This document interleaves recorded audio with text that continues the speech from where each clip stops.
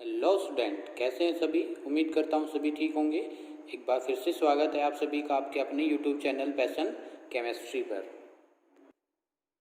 Last time हमने बेटा कुछ रीजनिंग टाइप क्वेश्चन किए थे और उसमें मैंने आपको क्या सिखाया था कि जैसे आपकी जो ट्राई हैलाइड है या पेंटा हैलाइड है और उनसे रिलेटेड जो क्वेश्चन है उनको आपको कैसे सोल्व करना है। ठीक है। और मैंने लास्ट वीडियो के एंडिंग में भी आपको बताया था कि कुछ एक दो क्वेश्चन हम और भी करने वाले हैं रीजनिंग टाइप। ठीक है। तो ये रहे आपके सामने। उम्मीद करता हूँ लास्ट वीडियो आपको अच्छा लगा होगा और उस टाइप के क्वेश्चन आपके एग्जाम में काफ़ी पूछ लिए जाते हैं। ठीक है। तो चलिए आज का हम वीडियो स्टार्ट करते हैं और स्टार्ट करने से पहले मैं सभी बच्चों को कहना चाहूँगा कि आप अपने नोट्स साथ साथ प्रिपेयर करें। ठीक है। ताकि आप नेक्स्ट टाइम तब भी रिवीजन करो, आपका जो है ईजिली से रिवीजन हो जाए, यानी कि ज़्यादा टाइम ना लगे। ठीक है। तो आपसे क्या क्वेश्चन कर रहा है, फर्स्ट क्वेश्चन आज के लिए आपका ये है कि जो बिस्मिथ है, क्या है, जो बिस्मिथ है ये पेंटाफ्लोराइड बनाता है। क्या बनाता है? बिस्मिथ जो है ये पेंटाफ्लोराइड बनाता है, यानी कि Bi5। क्यों? जैसे कि आप ये नहीं बना पाएगा, BiCl5 नहीं बनाता, Br5 नहीं बना पाता, यानी कि सिर्फ जो बिस्मिथ है ये फ्लोरीन के साथ रिएक्ट करके पेंटाफ्लोराइड बनाता है और कोई भी हैलाइड नहीं बनाएगा। क्वेश्चन ये है आपका। देखो पहले तो मैं आपका रीज़न आपको बता दूं कि तब हम नाइट्रोजन से किसकी तरफ मूव किए थे, नाइट्रोजन से तब हम बिस्मिथ की तरफ मूव किए थे। तो वहाँ पर मैंने आपको एक बात सिखाई थी कि जो स्टेबिलिटी है हायर ऑक्सीडेशन स्टेट, कौन कौन से ऑक्सीडेशन स्टेट दिखाते हैं ग्रुप नंबर 15 के 3 और +5, ये दो ऑक्सीडेशन स्टेट दिखाते हैं। लेकिन तब हम ऊपर से नीचे की तरफ मूव किए थे तो वहाँ पर भी मैंने बताया था कि जो स्टेबिलिटी होती है हायर ऑक्सीडेशन स्टेट दिखाने की, वो क्या हो जाती है, डिक्रीज हो जाती है एलिमेंट की। मतलब क्या है कि नाइट्रोजन आपका +5 दिखा सकता है, लेकिन जो बिस्मिथ है ये +5 कुछ ही केसेस में दिखा पाता है, मतलब कि अनस्टेबल होता है। क्रॉस का मतलब नहीं शो करने में खुश रहता है, ये खुश नहीं रहता है +5 ऑक्सीडेशन स्टेट दिखा करके। ऐसा क्यों? ऐसा रीज़न मैंने इसलिए बताया था कि ऊपर से नीचे तब हम बिस्मिथ की तरफ मूव करते हैं तो आपका इनर्ट पेयर इफेक्ट, कौन सा इफेक्ट, इनर्ट पेयर इफेक्ट लगता है, जो कि +5 ऑक्सीडेशन स्टेट नहीं शो करने देता है। Is that clear? लेकिन आपका क्या कहता है, जो फ्लोरीन जी हैं ये बिस्मिथ को मजबूर कर देते हैं +5 ऑक्सीडेशन स्टेट दिखाने में। ऐसा क्यों? क्वेश्चन समझ आया आपको? ठीक है। तो इसका रीज़न क्या है, आपको पता है कि जो पूरी की पूरी पीरियोडिक टेबल में fluorine is the most important या मोस्ट इलेक्ट्रोनेगेटिव एलिमेंट। इस जितना कोई भी पूरी की पूरी पीरियोडिक टेबल में इलेक्ट्रोनेगेटिव एलिमेंट नहीं है। इलेक्ट्रोनेगेटिव एलिमेंट क्या होता है? वो एलिमेंट जो कि क्या करें, किसी भी एलिमेंट से इलेक्ट्रॉन पेयर इलेक्ट्रॉन्स को छीन ले, उसको हम क्या कहते हैं, इलेक्ट्रोनेगेटिव एलिमेंट कहते हैं। Is that clear? ठीक है। तो ये रीज़न आप लिख सकते हैं इसमें। तो इसका सॉल्यूशन आप पहले ये बता दीजिए कि तब हम ऊपर से नीचे मूव करते हैं तो आपका जो है बिस्मिथ हायर ऑक्सीडेशन स्टेट यानी कि +5 ऑक्सीडेशन स्टेट दिखाने में खुश नहीं है, लेकिन जो फ्लोरीन है ये इसको क्या कर दे रहा है, मजबूर कर दे रहा है। और ऐसा क्या है फ्लोरीन के पास कि इसको मजबूर कर दे रहा है, इसके पास हाई इलेक्ट्रॉन नेगेटिव नेचर है। Is that clear? तो आप लिख सकते हैं इन bismuth Bi due to inert pair effect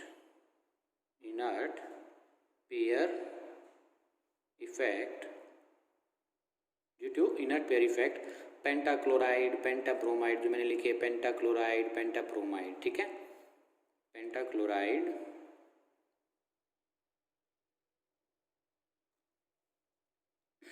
पेंटाब्रोमाइड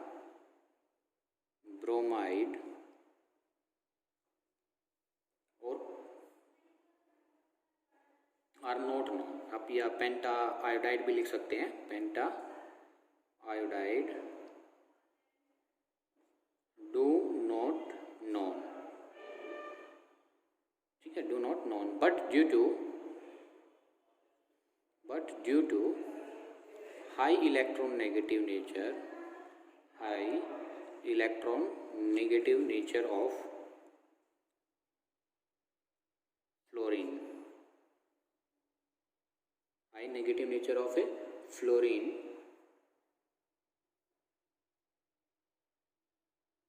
F, ठीक है। Bi can form, bismuth can form Bi5, BiF5, ठीक है। पेंटाफ्लोराइड बनाने में मजबूर हो जाता है, मतलब कि इलेक्ट्रोनेगेटिव का जो फैक्टर है वो इनर्ट पेयर इफेक्ट पर डोमिनेट कर जाता है। क्या कर जाता है? वो डोमिनेट कर जाता है। Is that clear? Next question, why Bi5 या वाई Bi+5, ठीक है। बिस्मिथ +5 जो है is strong reducing, sorry strong आप कह सकते हो, रिड्यूसिंग नहीं, oxidising, strong oxidising agent. Why Bi5 is strong oxidising agent, क्यों?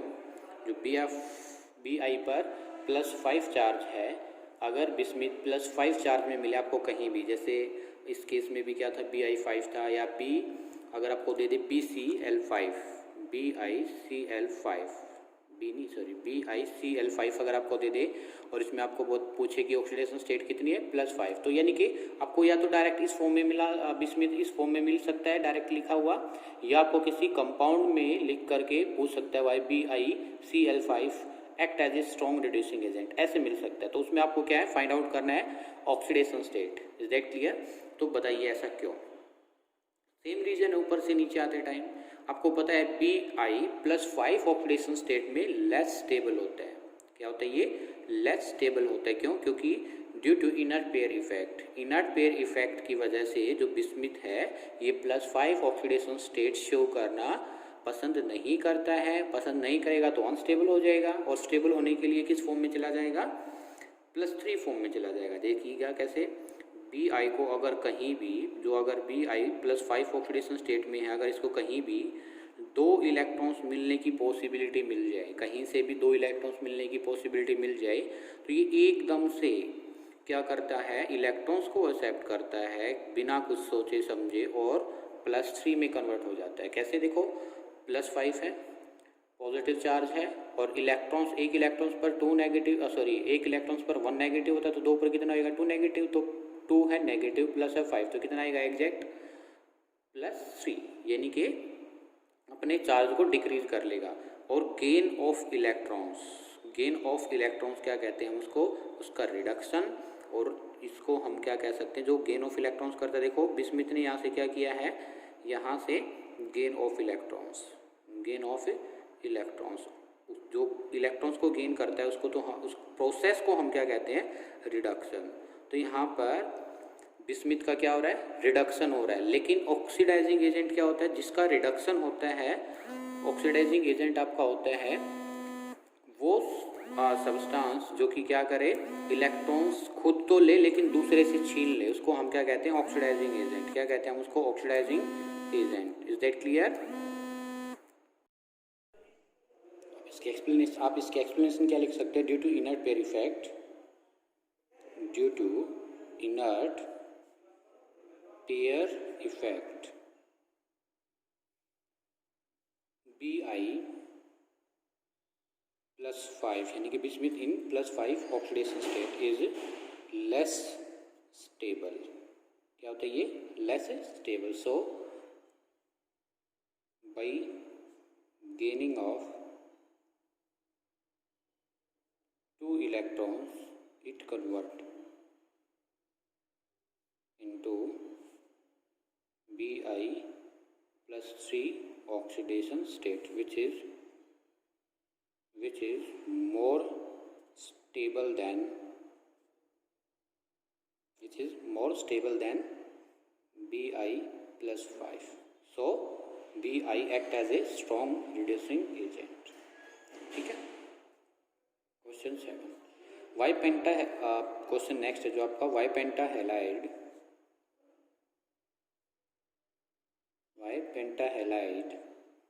आर thermally less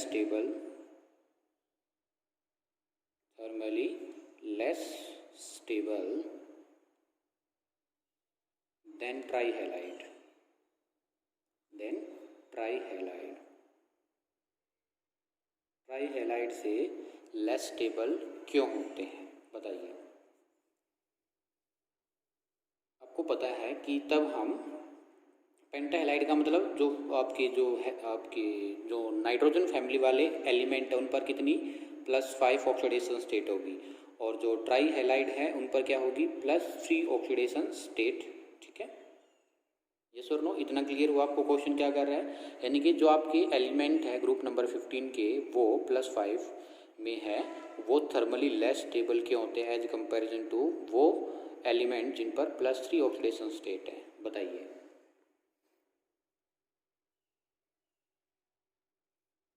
तो बताया इसका आंसर। एक तो आप इसको कह सकते हैं, ठीक है, क्या कह सकते हैं कि सर इन, और तब हम ऊपर से यानी कि नाइट्रोजन से मूव किए फॉस्फोरस, फॉस्फोरस से आर्सेनिक, एंटीमनी एंड बिस्मिथ, ऊपर से नीचे की तरफ हम तब मूव करते हैं तो क्या होता है बोलिए। ऊपर से नीचे की तरफ तब हम मूव करते हैं तो आपकी जो हायर ऑक्सीडेशन स्टेट की स्टेबिलिटी है वो डिक्रीज होती है। मतलब when we move top to bottom, the stability of higher oxidation state, मतलब +5 oxidation state is decreases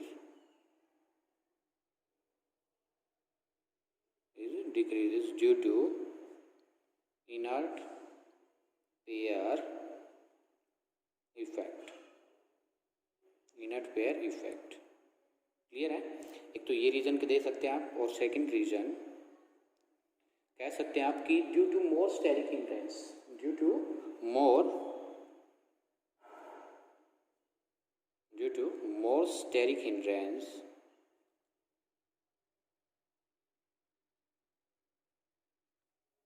bond strength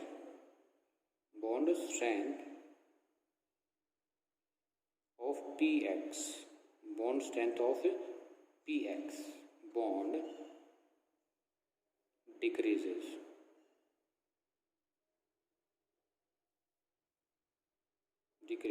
in px5।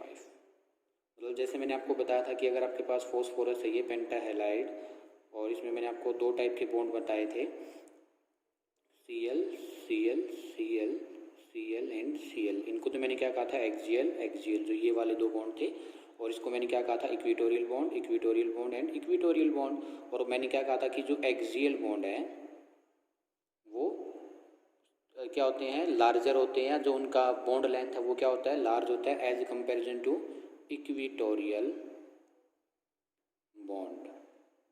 Axial bond आपके लार्जर होते हैं as comparison to equatorial bond. Is that clear. तो जो bond लंबा होगा वो क्या होता है वीक होता है, और वीक होगा तो इजीली से ब्रेक हो जाएगा। ठीक है, तो ये जो वाले जो बॉन्ड है इजीली से यहाँ से ब्रेक हो जाते हैं, इसी वजह से थर्मली यानी कि तब हम इसको हीट देते हैं तो ये लेस स्टेबल होते हैं। क्लियर है। इसके बाद है क्वेश्चन, तो जो रीजनिंग टाइप है आपके मैक्सिमम इस ग्रुप से रिलेटेड वो मैंने आपको करा दिए हैं। फिर काफ़ी बार आपसे ये पूछ लिया जाता है why nitrogen show anomalous behaviour. Anomalous behaviour क्या होता है देखिए, ये लिख लीजिए आप एक बार एनामिलस बिहेवियर, फिर आपको बताते हैं। ठीक है, यहीं पर बता देता हूँ एनामिलस बिहेवियर क्या होता है। Anomalous behaviour of nitrogen, anomalous behaviour of nitrogen N2, ये क्या होता है। तो ये सेकेंड पीरियड के एलिमेंट है, ये सेम प्रॉपर्टी शो करते हैं थर्ड पीरियड के एलिमेंट जो कि प्रेजेंट होते हैं डायगोनली। एनामिलस बिहेवियर क्या होता है, second period element show the same properties of third period element which are present diagonally. बताइए इसके नीचे कौन डायगोनली प्रेजेंट होता है बोलो। ठीक है, थर्ड में ये है, सेकेंड पीरियड में तो नाइट्रोजन है, सेकंड में कौन है सल्फर। तो डायगोनली बिहेवियर क्यों दिखाता है, एनामिलस बिहेवियर क्यों दिखाता है। ठीक है, सल्फर जैसे, ये सल्फर जैसी कुछ प्रॉपर्टी शो क्यों करता है, ड्यू टू स्मॉल साइज, ठीक है। B, high electronegativity, high electronegativity. C, high ionization enthalpy, high ionization enthalpy या एनर्जी भी कह सकते हैं आप। D, absence of d orbital, absence of d orbital। ये इसके रीजन हो सकते हैं। स्मॉल साइज है, high electronegative, high ionisation energy और एब्सेंस ऑफ डी ऑर्बिटल। इस वजह से जो नाइट्रोजन है वो एनामलेस बिहेवियर दिखाता है। Is that clear? ठीक है, तो ये आपके कुछ रीजनिंग क्वेश्चन हुए और एनामिलस बिहेवियर की बात होगी। तो मैंने कल भी और आज भी आपको कुछ रीजनिंग टाइप क्वेश्चन बताए थे, ठीक है। ये इंपॉर्टेंट है, आपसे काफ़ी बार एग्जाम में पूछ लिए जाते हैं, ठीक है। अब हम कुछ जो है मॉलिक्यूल्स की प्रिपरेशंस करेंगे, जैसे नाइट्रोजन है, अमोनिया है, ठीक है, नाइट्रिक एसिड है। ये आपके सिलेबस में है।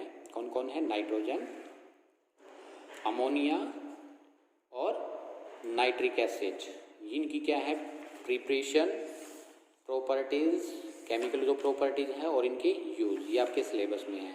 फॉस्फोरस वाले सिर्फ आप कर सकते हैं तो वो है ऑक्सो एसिड और फॉस्फोरस। प्रिपरेशन नहीं है उनकी, प्रिपरेशन सिर्फ 3 ही है आपके सिलेबस में अभी फ़िलहाल। जो सीबीएसई ने नए सिलेबस को बताया गया है, अपलोड किया गया डिलीटेड सिलेबस में, जो है प्रिपरेशन ऑफ फॉस्फीन है, ठीक है, फॉस्फोरिक एसिड है, या उनकी जो रिएक्शन है वो आपकी कट हो चुकी है। अब सिर्फ आपको जो रिएक्शन पार्ट है, जो प्रिपरेशन है मॉलिक्यूल्स का, जो ग्रुप नंबर 15 वाले बनाते हैं, नाइट्रोजन और अमोनिया एंड क्या करना है आपको, नाइट्रिक एसिड। ये 3 ही की preparations, properties and use. Is that clear? तो चलिए आज हम फर्स्ट जो आपका मॉलिक्यूल्स है उसकी प्रिपरेशन करते हैं, जिसका नाम है नाइट्रोजन, जिसको हम डाई नाइट्रोजन्स भी कहते हैं, ठीक है। तो चलिए स्टार्ट करते हैं। लिख लिया? Die nitrogen. तो सबसे पहले अगर आपको पता है स्ट्रक्चर्स, तो इसकी बहुत ही इजी है। स्ट्रक्चर अगर हम बात करते हैं तो स्ट्रक्चर क्या होगी, एन। इलेक्ट्रॉन्स कितने होते हैं? सिंगल इलेक्ट्रॉन नाइट्रोजन के पास 3, और इस वाले नाइट्रोजन के पास भी कितने इलेक्ट्रॉन्स होंगे, 3, और 3 इलेक्ट्रॉन्स सिंगल के साथ साथ एक लोन पेयर इलेक्ट्रॉन्स भी होता है, एक लोन पेयर इलेक्ट्रॉन्स भी होता है। तो ये शेयर करके ऐसे ट्रिपल बॉन्ड बना देते हैं। तो ये क्या है, स्ट्रक्चर, लीनियर स्ट्रक्चर। और हाइब्रिडाइजेशन अगर नाइट्रोजन के आपसे पूछे तो हम सिर्फ हाइब्रिडाइजेशन को किस में जो यूज़ करते हैं वो किस में करते हैं, bond pair plus lone pair. Pi bond को काउंट नहीं करते। तो कितने बॉन्ड पेयर हैं, यानी कि कितना सिंगल बॉन्ड है जो कि कोवलेंट बन रहा है, 1। अदर जो बचे 2 वो क्या है, पाई, और पाई बॉन्ड को हम काउंट नहीं करेंगे। लोन पेयर इलेक्ट्रॉन्स कितना, एक नाइट्रोजन के पास 1, तो 1 + 1 क्या आएगा, 2। 2 के लिए आप क्या यूज़ करते हो हाइब्रिडाइजेशन में, sp, यानी कि sp हाइब्रिडाइजेशन में आपको पता है बॉन्ड एंगल कितना होगा, ये एंगल जो है ये होगा 180 डिग्री। कितना होगा, 180 डिग्री। Is that clear? तो ये क्या आपका डाई नाइट्रोजन का स्ट्रक्चर, हाइब्रिडाइजेशन। अब बात करते हैं प्रिपरेशन।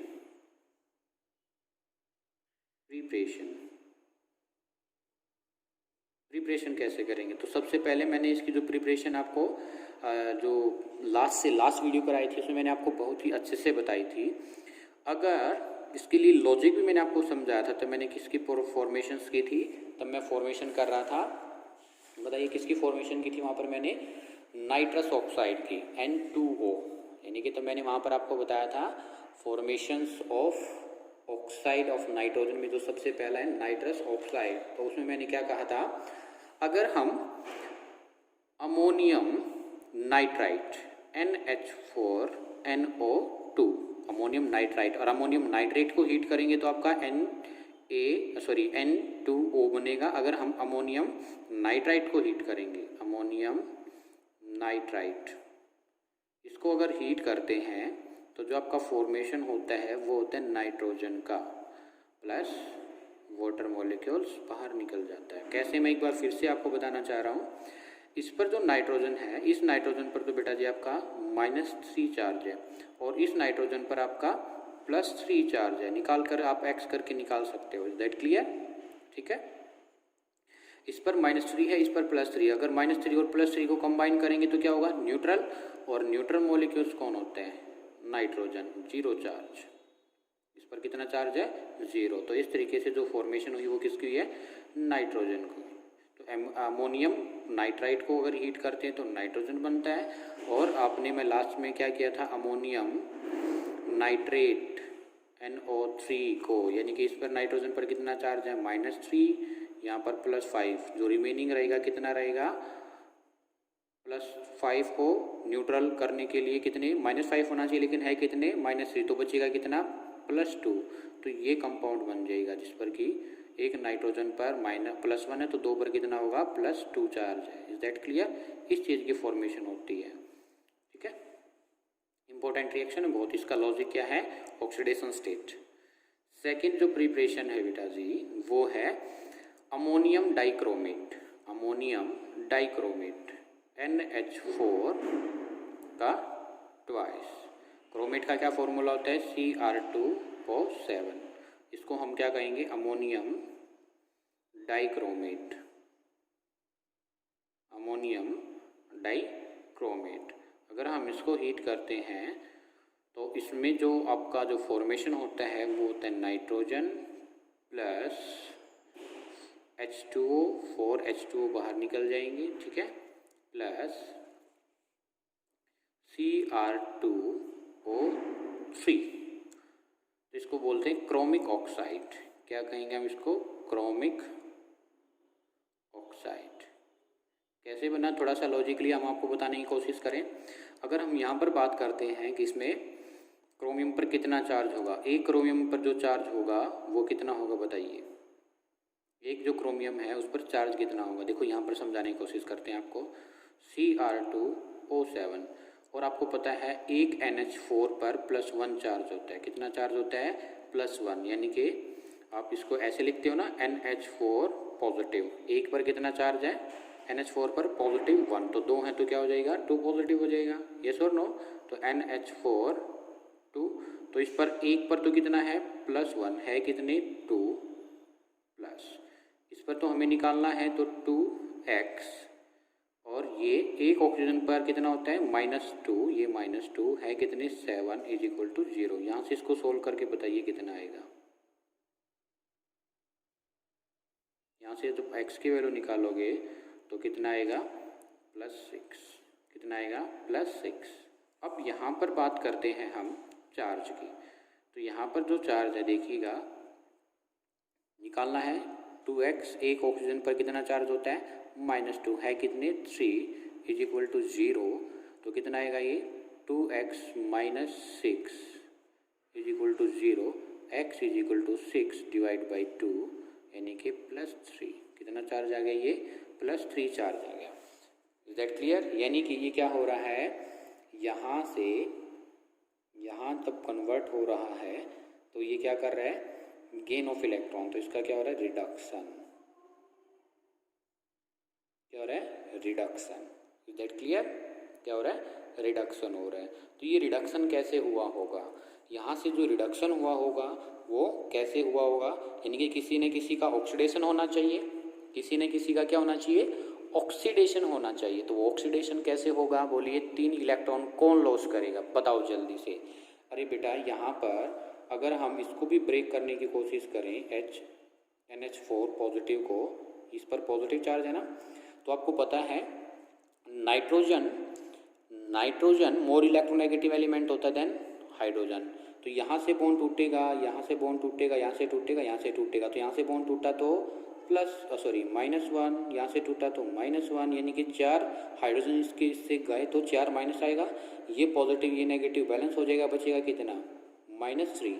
तो मैंने पीछे बताया था कि यहाँ इस पर कितना चार्ज है, -3। नाइट्रोजन पर कितना चार्ज है, -3, लेकिन जो NH4 है इस पर पॉजिटिव। अब मैं बात कर रहा हूँ नाइट्रोजन की, नाइट्रोजन पर तो -3 है क्योंकि हाइड्रोजन इसके साथ कनेक्ट है।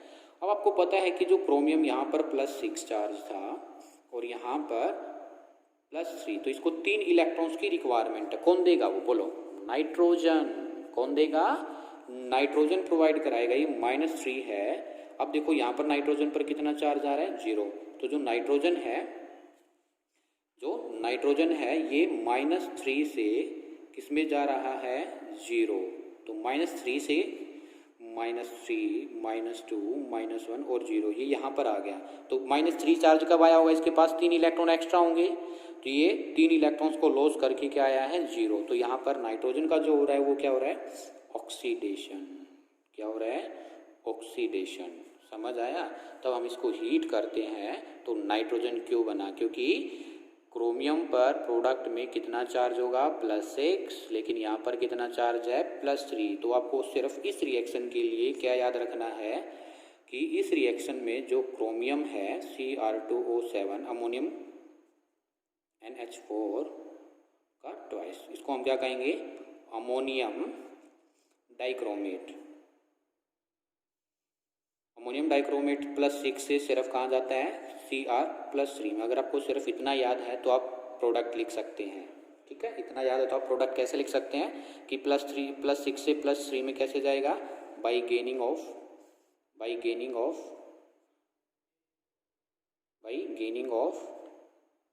3 इलेक्ट्रॉन्स। और ये 3 इलेक्ट्रॉन्स कौन प्रोवाइड करा देगा, नाइट्रोजन। नाइट्रोजन किस में चला जाएगा, N2, जीरो ऑक्सीडेशन स्टेट में। इस तरीके से मैंने आपको क्या कहा था, तब रिडॉक्स रिएक्शन आप पढ़ते हो तो आप वहाँ पर इसी तरीके से रिएक्शन सीखते हो। इज दैट क्लियर, यस और नो। ठीक है, तो आप इसमें क्या कर सकते हो, इस तरीके से रिएक्शंस को बैलेंस कर सकते हो। फिर इसके बाद आप किसको बैलेंस करते हो, इलेक्ट्रॉन्स को बैलेंस करने के बाद आप करते हो हाइड्रोजन और ऑक्सीजन को। हाइड्रोजन को कैसे बैलेंस करते हो, बाई एडिंग ऑफ हाइड्रोजन,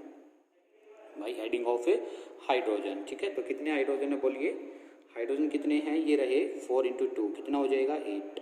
तो ये यहाँ पर मैंने क्या लिखा, 4 × 2 8। ऑक्सीजन कितने 7, कितने ऑक्सीजन 7। तो कैसे Cr2O3, 3 तो ये रहे बचे 4, तो 4 ये मैंने यहाँ पर लगा दिए। ठीक है, तो ये बैलेंसिंग हो जाती है। That clear. तो ये इस रिडॉक्सेस की इंपॉर्टेंट रिएक्शन थी, इस वजह से मैंने इसका आपको लॉजिक भी समझाया। कम से कम 2 बार आपको देखना है, नहीं समझ आए ठीक है कमेंट बॉक्स में मेंशन कर देना है। Third, from metal azide, sodium azide, barium azide, तो फ्रॉम मेटल एजाइड यानी कि एजाइड। एजाइड में क्या होता है, NaN3।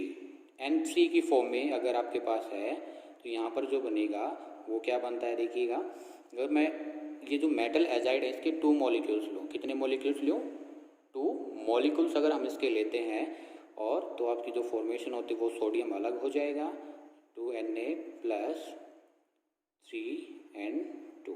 ठीक है, ऐसे ही अगर BaN3 का ट्वाइस, देखो एजाइड आपको क्या है, एजाइड N3 पर -1 चार्ज होता है, कितना चार्ज होता है -1। ठीक है, और सोडियम पर +1, इसी वजह से इसमें एक है।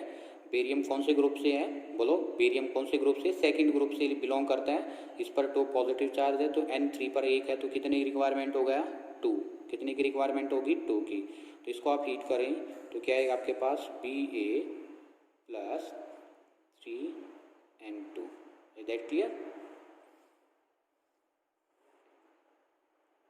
क्लियर है। तो ये आपके क्या है एजाइड्स। और इसके में थर्मल डिकम्पोजिशन ऑफ, एक इम्पोर्टेंट पॉइंट है, thermal decomposition of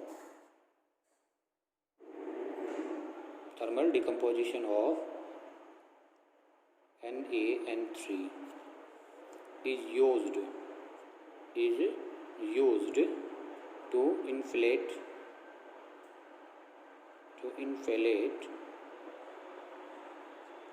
the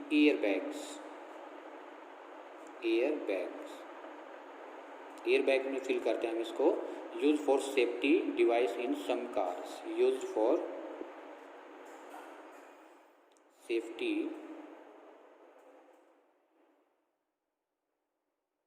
safety device in some cars. ये कार में जो एयर बैग्स होते हैं उसमें भी हम एजाइड, सोडियम एजाइड ही फिल करते हैं। क्लियर है। फिर बात करते हैं properties of dinitrogen. Properties of dinitrogen.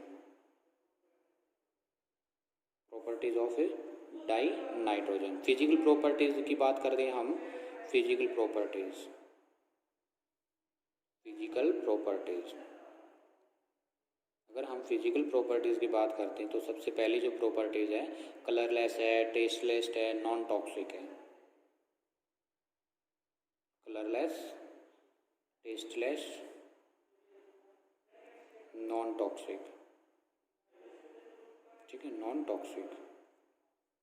Chemical properties, chemical properties,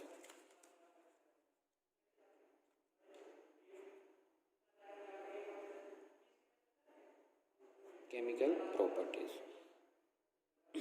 ये क्या है? सबसे पहले केमिकल प्रॉपर्टीज की बात करती है, ये न्यूट्रल गैस होती है और न्यूट्रल होने के साथ साथ ये क्या है? Litmus, it is neutral towards litmus. सबसे पहले it is neutral towards litmus. Litmus के प्रति क्या होती है? न्यूट्रल होती है। लिटमस में आपका क्या होता है, ना तो रेड को आपका जो है ब्लू में कन्वर्ट करता है, ना ब्लू को रेड में, इस वजह से क्या है? न्यूट्रल। Is that clear? लिख लीजिए एक बार। सेकेंड जो केमिकल प्रॉपर्टीज है, action with active metal. Action with active metal. Active metal मतलब जो रिएक्टिव मेटल्स होते हैं, like group 1, group 2 and group 13, ठीक है, इनके साथ कैसे रिएक्ट करेगा। तो जैसे अगर हम एग्जांपल्स लेते कैल्शियम, अगर कैल्शियम को हम किसके साथ रिएक्ट करने लग जाए? नाइट्रोजन के साथ। तो आपको पता है जो कैल्शियम है ये अभी तो जीरो ऑक्सीडेशन स्टेट में, ये भी क्या है? जीरो ऑक्सीडेशन स्टेट में। लेकिन ये जब दोनों कंबाइन करेंगे, कैल्शियम कौन से ग्रुप से बिलोंग करता है? ग्रुप 2 से, ग्रुप 2 से बिलोंग करता है। और आपको पता है इसकी वैलेंसी कितनी है? ग्रुप नंबर 15 में से बिलोंग करता है, तो इसकी वैलेंसी 3 है और इसकी वैलेंसी कितनी है? +2। क्रॉस मल्टीप्लाई हो जाएगा तो आपका क्या रिएक्शन आएगा बताओ? Ca3N2, Ca3N2। ये N2 नहीं है, ये क्या है? देखो 3 की वैलेंसी इस गई और इसकी वैलेंसी इधर आई, वैलेंसी को मल्टीप्लाई करते, क्रॉस मल्टीप्लाई, तो Ca कितने चाहिए हमें? 3। कितने चाहिए? 3।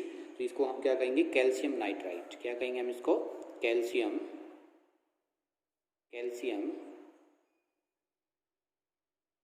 नाइट्राइट। Calcium nitrite. अगर मैं आप ऐसे ही मेरे को कमेंट बॉक्स में बताना है, अगर एल्यूमिनियम को रिएक्ट करूँ मैं नाइट्रोजन के साथ तो कितना आएगा, कैसे क्या आएगा? प्रोडक्ट प्लीज मेंशन, ठीक है। वीडियो के एंडिंग में मैं इसका आंसर बता दूंगा, डोंट वरी। थर्ड, लेकिन आपको पहले ही क्या करना है? इसको मेंशन करना है कमेंट बॉक्स में, देखते ही। Reactivity towards non metal, reactivity towards non metal, non metal के साथ कैसे रिएक्ट करेगा?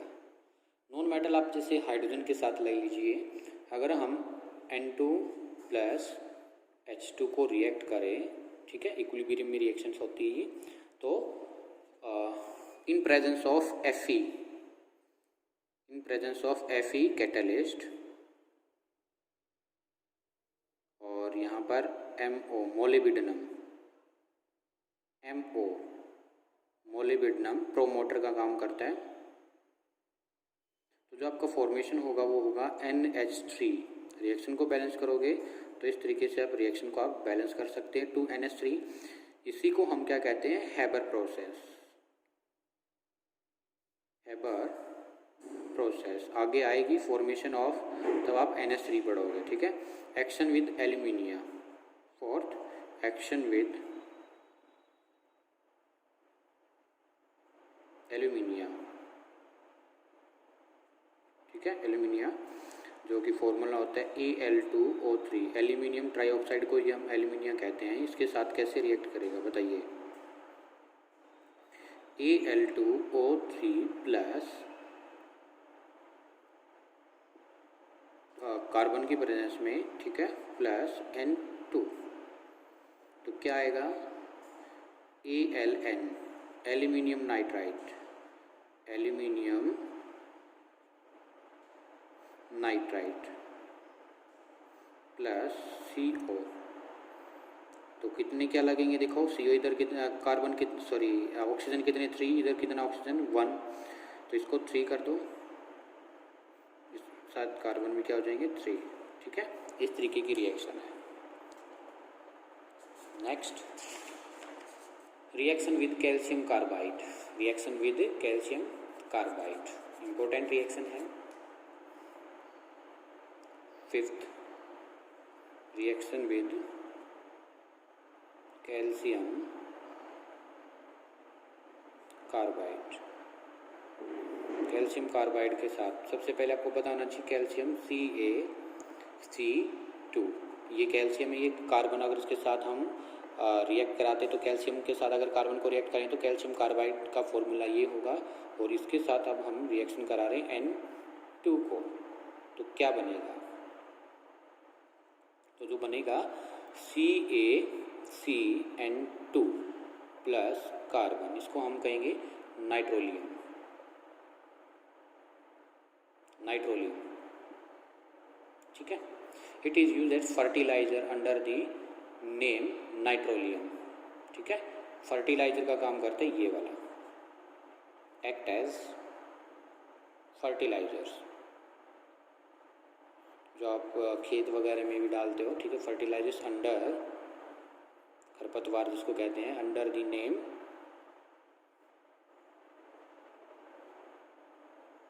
नाइट्रोलियम। नाइट्रोलियम, ठीक है।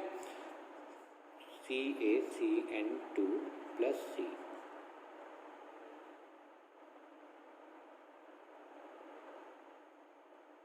Is that clear? तो ये क्या था आपका preparation of nitrogen, structure of nitrogen, properties of A nitrogen. Is that clear? Physical properties and chemical properties. अब बात आती है यूज। यूज क्या होंगे? यूजेस ऑफ नाइट्रोजन लिख लेना आप इस बात को, यूजेस, ठीक है। मैं बता देता हूँ आपको यूजेस क्या क्या होंगे। सबसे पहले ये जो यूज होता है, it is use for the manufacturing of nitric acid. Manufacturing of nitric acid को बनाने के लिए, अमोनिया को बनाने के लिए, for the formation of ammonia and calcium,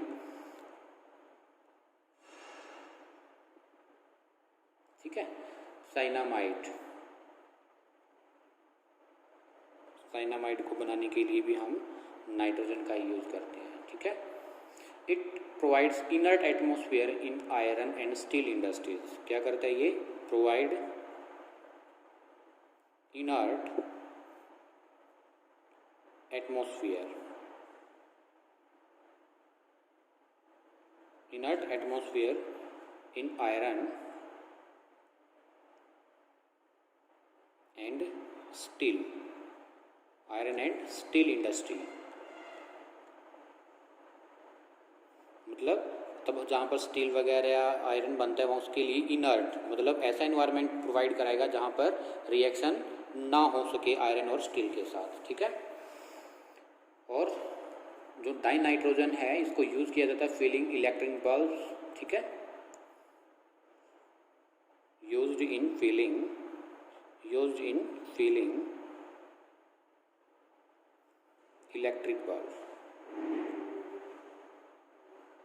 electric bulb to reduce the area of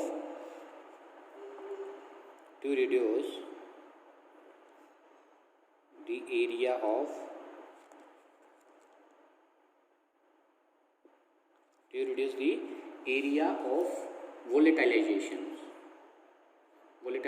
of tungsten filaments। जो आपका टंगस्टन होता है, आपने देखा होगा एक पतली सी वायर टंगस्टन की होती है, उसकी एरिया को रिड्यूस करने के लिए वोलेटिलाइजेशन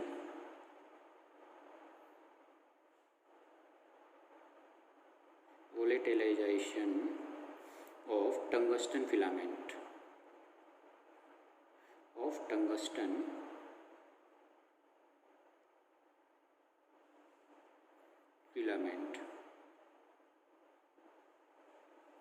ठीक है। और लिक्विड नाइट्रोजन को है रेफ्रिजरेटर में भी यूज करते हैं। Liquid nitrogen used as fourth लिख सकते हो, used as refrigerator,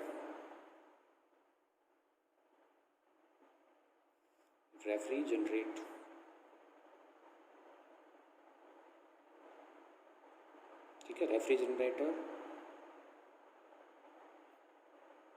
to preserve biological material, food item and क्रोवर्स। मतलब जो नाइट्रोजन होती है, ये आपकी जो लिक्विड नाइट्रोजन है, ये बिल्कुल क्या होती है, कूल कह सकते हो आप, कूलिंग गैस होती है। कूलिंग के लिए भी इसको यूज कर रहे हैं, refrigerant to preserve biological material,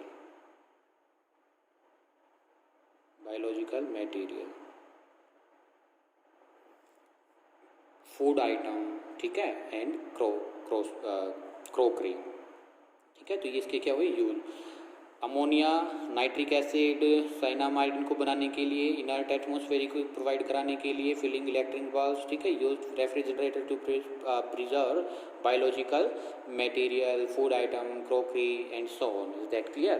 तो ये आपके क्या है, यूज ऑफ नाइट्रोजन, या कह सकते हो die nitrogen, use of A die nitrogen. Is that clear?